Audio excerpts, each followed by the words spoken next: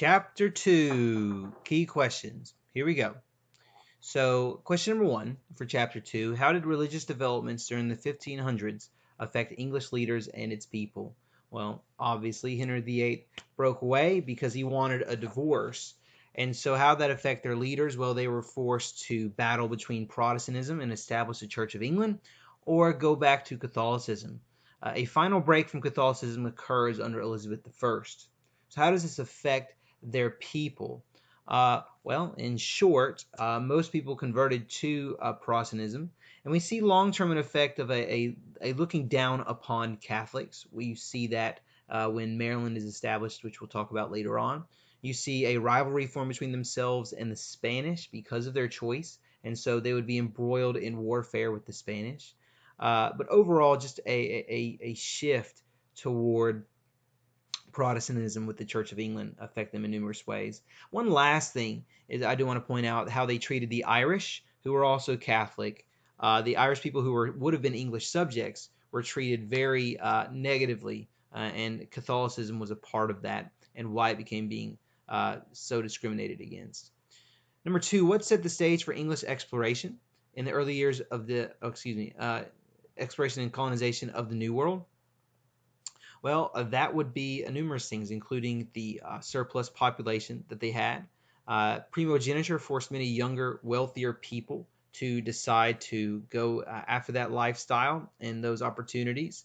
You have the development of joint stock companies, where people were able to mitigate the risk of these ventures and invest to try to make profits in the New World. Also, a peace treaty signed with Spain following the defeat of the Spanish Armada allowed them to feel comfortable in searching out. I do want to touch on Sir Walter Raleigh and his attempt at creating a settlement at Roanoke Island, one of the first attempts that failed for the English in settling the New World.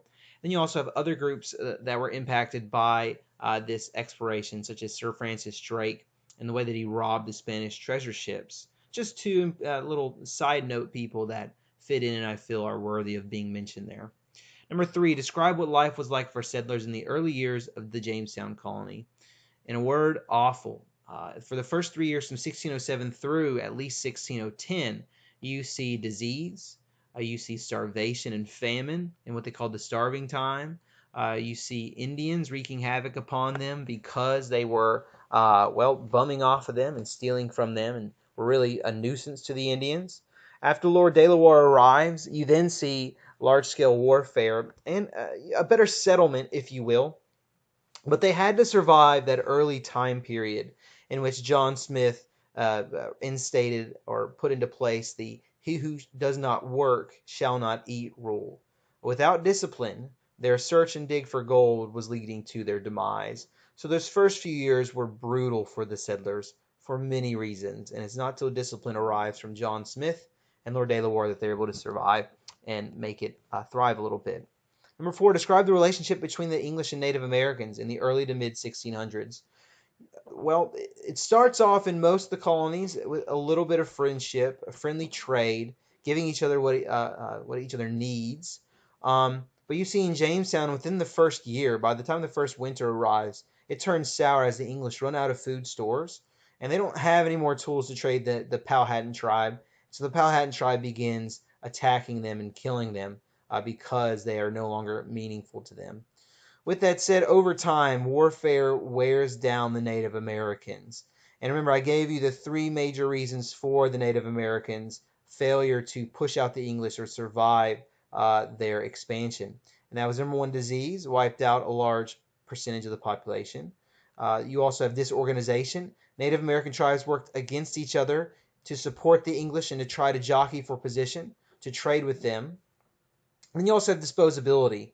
The only thing Native Americans had that the English wanted was their land. That was it, nothing more. And so because the people themselves were disposable, the English, as they flooded the shores, pushed them out of the way, pushing them further west time and time again. So number 5, how was Maryland different from Virginia? And today in class, earlier today, we talked about how all the colonies were similar and different. But focusing on these 2, Virginia was founded for money. Now, Maryland itself was also founded as a feudalistic venture, mostly for agriculture, whereas Virginia was founded initially to dig for gold. But how is their founding different? Well, Virginia, the only reason religion was involved was to give people discipline. For Maryland and Lord Baltimore and the Catholics who founded that colony, it was important because they thought it would give them somewhere they could go that would be safe from discrimination.